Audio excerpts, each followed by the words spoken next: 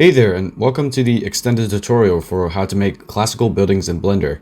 This will be me going from start to finish and doing my best to explain everything I do and all my in-depth process. And it's a one-take narration. But yeah, let's get into it. So first, let me show you the reference that I'll be using, because you need reference for this kind of stuff to make things look good. You need to copy from the real world, obviously. So these are a palette of references that I'm using to dictate like my architecture language and structure. Particularly this. Basically, we will be almost creating like a one-on-one recreation of this. I actually took this picture in Milan. This type of architecture is called Liberty style, or like the Italian version of Art Nouveau, which was like a architecture art movement. And as you can see, you know, it's very detailed, like clean walls, and then there's like just like these like ornaments and decorative structures and all these like columns breaking up the walls that's inset, and you can really see just all these details. And yeah, we're gonna be trying to basically do this in Blender. So the easiest way to do that would be to create like a small section of it, which we're gonna create like the window section. So I'm gonna create we could like just use this as reference. So yeah, here we go. So I'm just gonna start with a cube, and I'm immediately going to go to edit mode. I have screencast keys, so you're gonna like be able to see like what shortcuts I press and stuff. So that's cool. So immediately I'm just gonna make this sort of like window shaped, just imagining this as the front. Also, we might want to check the scale, just, you know, okay, this is 3 meters. Yeah, it could be something about like 2 meters ish, I guess, right? So let's say we have that's a window wall, right? So let's add in our like window edge loops. So I'm actually going to go up here and turn on snapping, and what that's going to do is if I try to add a loop cut, which is Control R, and drag it, it's just going to be like, you can see it's like incremental, and this way you'll have like an easier time doing it from both sides. To get 2 loop cuts that are symmetrical, you might just do like 2 and then split, but maybe that's too thin. So what I do is I'll just like increment, and I'll just like 1 2 3 4 5 6. So let's say we do 6 from this side, and I'll just do 6 from this side as well. For the base, I'm just gonna create like a lower base, and then like a tallish kind of window. You want to leave space, you know, because like each window module needs to be like having a lot of elements to it. So we're gonna be breaking up that duplication feeling with like a lot of elements and stuff. So that looks good to me. Now I'm just gonna go ahead and start extruding this inwards. There you go, that's the correct axes. I'm just gonna extrude this. Actually, I'm gonna do it quite a bit because there's a lot of depth to these walls.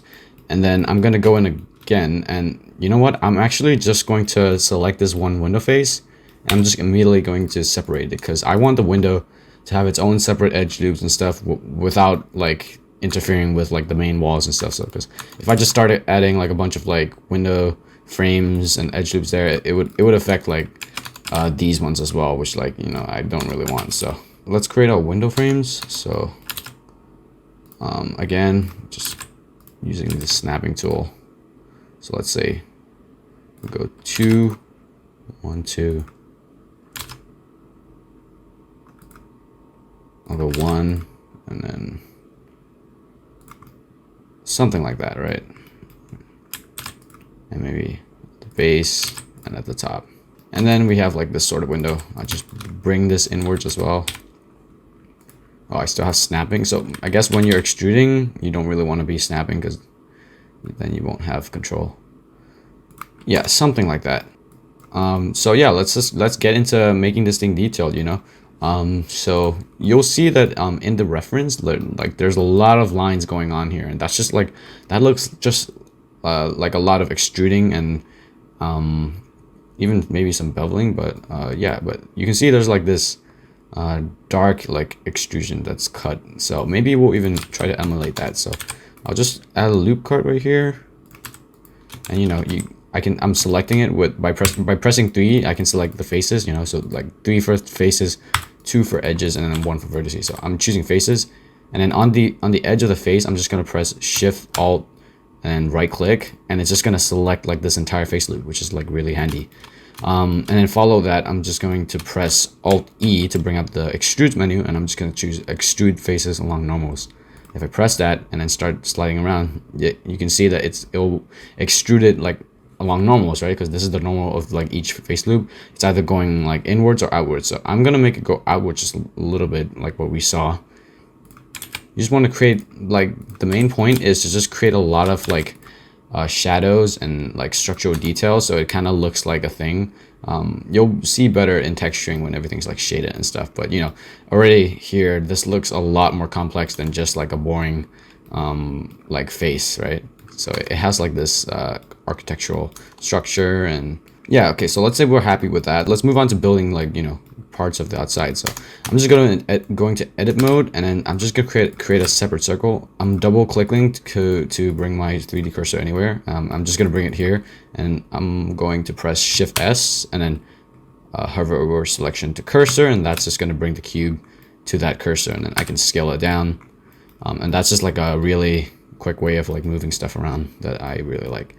So I'm just gonna start, you know, there really is no easy way to do this. It is easy. It just, like, you know, takes time, you know, to look at the references and see what kind of shapes need to be modeled. So you can see a little bit of beveling, a curve. So maybe I'll just do this. Add an edge loop there. Select that. Extrude that outwards, right? Maybe we'll even select this face. Right. Can we select that, please? Yeah. Extrude it up, right? Just create another layer. I'm gonna extrude this again. And let's try beveling this edge right here. Oh, okay. Oh, okay, there you go. You see, we're getting some sort of like classical bevelly stuff. Let's shade auto smooth, so that looks nice and clean. That actually looks kind of, you know, kind of good. And I mean, you could like do stuff like adding edge loops here, and then, you know, extruding this, and then it's just like all up to you. And you know, that's how you create that, and you use that same principle to model everything else. A tip is, like, if let's say you lost selection of that and like you want to control this again and you don't know how to press it, you just press L, because that's just going to automatically select everything that's linked to that, so you can see that. Let's make this thinner. I'm going to slightly bring it on the edges so we can, you know, put the supports and stuff like that. Let's model the support, which is called the apron, which is a very weird term. We're just going to keep this thin and tall, right? So it's all about having base structures like this, and then put an edge there. Just create. I mean, this is all really what it's all about. Yeah. Maybe we'll even inset this, and then we'll just bring it outwards, just to create, like, I don't know, something. Yeah, and you can see that that's sort of like a support thing. We can just select this and duplicate it. Yeah, I feel like that's giving enough detail. Let's move on to the you know, the more complex stuff, which is the head casing and stuff like that. So yeah, for this, I'm going to just like add in a separate cube, not even edit mode, just because like sometimes I want to separate the complexities of meshes. So we'll stretch this out. Let's see. I mean, it's more of a creative thing too. Like, I guess you have to be sort of creative with this thing. There you go. And I'm just going to keep, you know, creating random offsets and see where it takes me. That's like the whole point of this. I'm just going to go ahead and start extruding along normals so I get like a good looking result.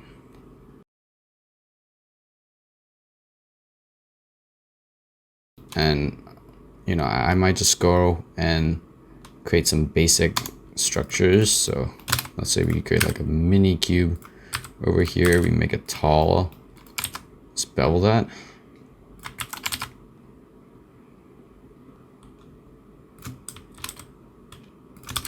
just the idea is just create detail where there's not really any detail. I actually do kind of want to bring this whole thing down, just to give it some contextual structure. And once we're happy with that, we could even, you know, duplicate the entire thing. And, you know, we're creating structure where there's none. Let's maybe create like a new cube right here.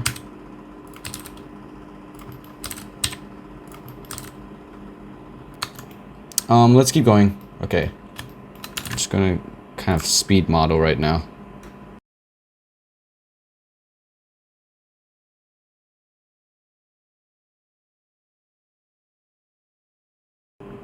Yeah, I'll actually show a quick tip right now. So a cool trick with beveling is instead of just like that standard smooth beveling, we can create so much detail with like just one simple step. So we'll select an edge and we'll just hit Control B, right?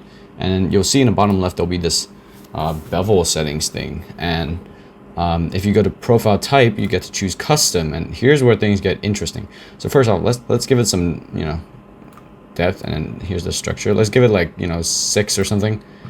And under custom, you'll see that if I start to mess around with the shape, it's gonna, you know, influence like the shape of the bevel. So it's pretty cool, and this is actually really cool because you can just get the bevel profile the way you want it. And so let's say like let's say you're happy with that kind of beveling, or maybe even, you know, you're happy to put more segments in. And once you do that, and once you apply it, you'll be able to do the beveling effect with like anything. And look at this. You always have to apply scale for things to like expand correctly and stuff. Okay, what happens if we use the custom effect now? There you go. Okay. Double I. And ooh, we can do a lot of cool things here. We can press this inwards, and I again, extrude it inwards, duplicating it, duplicate it, and then just sort of like stretch it. Yeah. Whoa, so that's looking kind of classical, right? Looking pretty good. Let's get to texturing. Texturing is probably one of my favorite parts, because you just get to see it come to life, you know, and that's really where the magic is. Like, modeling is kind of boring, and you know, you gotta look at reference and then just, you know, think of like all the insetting and extruding, and it's just kind of boring. But once you get into texturing, so let's call this wall, and you know, you could just choose a solid, like, you know, yellowish color, and yeah, like that would work, I guess, you know. But the thing is, the real way to make things look realistic is to use image textures. Like, let's be honest, so many good-looking 3D renders are using image textures, so why not use it ourselves? When I'm talking about textures, I mean like any of these, you know, like beige color textures. I got these from textures.com, and like they have like a lot of useful stuff. Like, look at this. You could see like this is easily extractable, and they even have like the window frames and like nice grungy edges and crevices that are really good when it comes to using it for modeling. Like, look at this brickwork. Like, this is really nice. Just, you know, any type of like architectural element. So I'm actually going to use just a standard plaster. It's literally just like a blank wall, like this beige. It's what I used in the final result, and it ended up looking really good. So let's say we plug that in, right? But right now it's the UVs are still kind of messed up, so I'm just gonna, you know, do a cube project on everything, and then we'll see if I rotate it 90, will that like do anything? Yeah, and as you can see, it just already gives it like nice detail. Actually, I kind of want this to be horizontal though. I might just do this and just risk it. Find a good place for it. Let's do the window. Actually, the window is actually pretty nice too. So I'm just gonna use another image texture, because like why not, you know? Just like look at this window texture. It just automatically comes with all this detail and curtain texture, and like, why recreate that? So, and let's cube project this as well. Oh, and like, ooh, we could sort of like eyeball it, I guess, and it would look decent, right? Look at that. That already looks like something, but we only have glass panes, so let's select these and actually do something with them. Ooh, yeah, you see something like that, and then I could just invert this, and then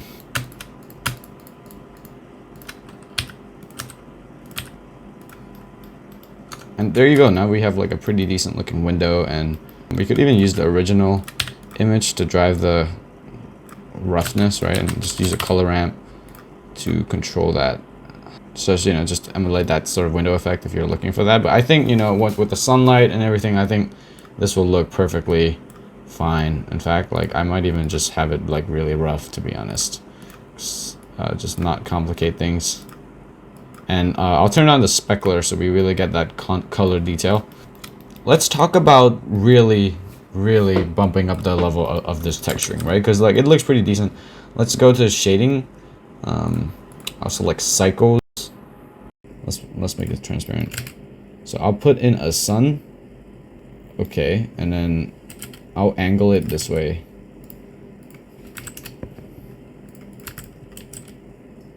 Okay. Okay, now we have a cycles lighting setup, which, you know, starts to look pretty good. Right now the wall still looks very clean. Like it looks unnaturally clean, and that's just like a dead giveaway. That's like, it's like a 3D thing, right? And there's a couple of things we can do. One thing is we're going to use the ambient occlusion node to emulate that realistic effect. So if we bring up ambient occlusion, and I'm pressing shift control click to view it, you can see what it does. It contains the information of all the shadows and like the crevices that are formed, and it like you can use that information to further exaggerate the shadows and stuff. So let me show you how it works. So let's create a diffuse shader. Diffuse. We'll make this black, right? Let's mix this with our normal shader, and now everything's dark, right? But here's the trick. We'll use the ambient occlusion output as a factor. Okay, now everything's dark because it's inverted, so it's actually, this has to go on top of that, and boom. And you'll see the effect is starting to work, and it's actually because of the sun. The sun position plays like a crucial role in how things look and stuff. At a long distance, this really just emphasizes the shadows and makes everything more detailed and grungy. And we don't even have to use this like black diffuse texture because it's just like one color. But we could even like plug an image texture onto this, right? So I could bring like this and then make it dark. And you know, it sort of creates that kind of like dirt effect, and this is a very cool way to quickly add detail. I'll show you the before and after. So this is before, as you can see, everything looks clean, and after. I'm just going to actually just keep this normal black color right for now, because it's actually pretty well on its own. So let's get into arraying and duplicating and making a building, right? So well, okay. If you have everything, then you could even, you know, like select everything and then make it join, and then now you have like just one object, maybe in the window, join, and then it's all joined back nicely, and everything's like still separated and stuff. So to make it an array, we just add an array modifier, and there you go. It's that simple. And you know, you can I prefer actually to keep it at 2, maybe even, okay, that's good. But for the next ones, maybe we'll add another modifier, and we'll just like just offset it just by the tiniest bit, and you know, we'll cover this up with like a column and stuff. But actually, you know, we could actually do that really quickly. So let's see, just create a cube. It's like, and we're gonna make it, actually we're gonna make a wall. We're gonna duplicate it, and we're gonna make it like white, like really white. So it's just a brighter version of like that wall texture. Okay, let's see. Do this. Just scale this inwards, and then You see, and it'll still retain that ambient occlusion effect, right? Which is really cool. And then, you know, we could then put an array, and then just make it go up forever. And that's sort of the effect, right? Duplicate this, and you know, this is like where you could really just differentiate each part and just like make things completely different. You see, that's a little bit different, and yeah, there you go, and you can see the effect and stuff. So let's get to all the ornaments and decorative details that are really hard to model. So in my case, I actually used free assets I found on the internet, because there are a bunch of, you know, in the world there are a lot of better modelers than me that, you know, make it their job to do this kind of stuff. They dedicate the entire skills to make cool and usable assets for 3D artists like us, and you know, they're much better modelers and they know all about curves. So this is like a pile of assets that I basically just stockpiled into like a little like kit bash library. All of these are like different from the internet, and I even like got some railings and stuff, because that can decorate a scene pretty good too. So I'll link these below. If not below, it will be in the original short video, but you'll find links to the ones I use, and you'll be able to recreate the effect. So let's say we bring this in, right? So let's bring this. Ooh, okay. What if we use the other? Yeah, that looks good too. I could just, you know, array this. Hey, there you go. And, you know, you have like this edge thing. So yeah, you can see the effect. And, you know, we can create like a little roof by just entirely replacing it. We'll give it the same wall. Whoa, that looks pretty good. Something like that. You know, we still have to Q project the entire thing, and yeah, and of course we could, you know, still inset and extrude it down, and then, you know, the same beveling trick. Just add a bunch of detail, and you can see it's automatically darker because the ambient occlusion detected like it's a shadow kind of thing. Yeah. That's all fun. You know, you could even go and create like a cylinder. Computing power to do all of this in cycles, basically almost in real time. But you know, you can do this on any PC, and you just gotta be patient.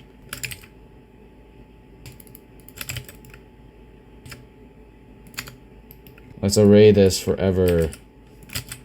That's like a really good way to add a bunch of detail.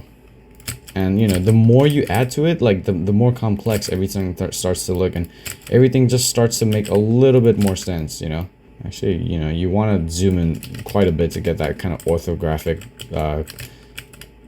perspective that I originally took the camera. And you know, let's make a roof material. Make it green. Make it really dark. Yeah, you know, and let's actually bring in a really nice, really quick sky texture. Make it fit the scene. Whoa, let's go.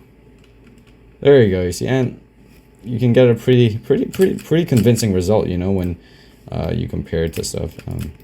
Yeah, you can sort of see from my start to finish kind of process how this thing is done. Obviously, this is just done with a little bit less energy than like my original one, but you know, for my original one, I put like 150% into it, and that's how I get like a really good result. You know, it's just about putting the work and hours and just really getting in there and designing and figuring things out, looking up tutorials, looking up history even, you know, looking up the design, looking up like maybe design vectors, blueprints, maps, and just anything that can like help you out to achieve this sort of effect. So that's really cool.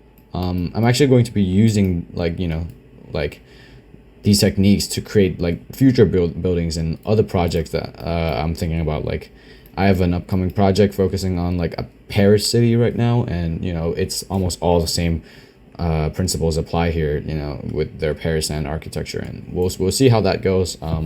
That's coming actually very soon.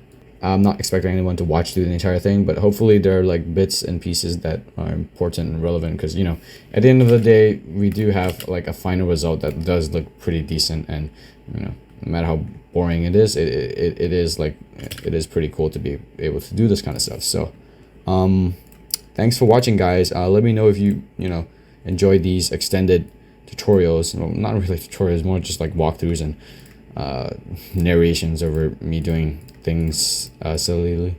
Just but yeah, have a good one. I'll see you on the next one. Thanks, guys.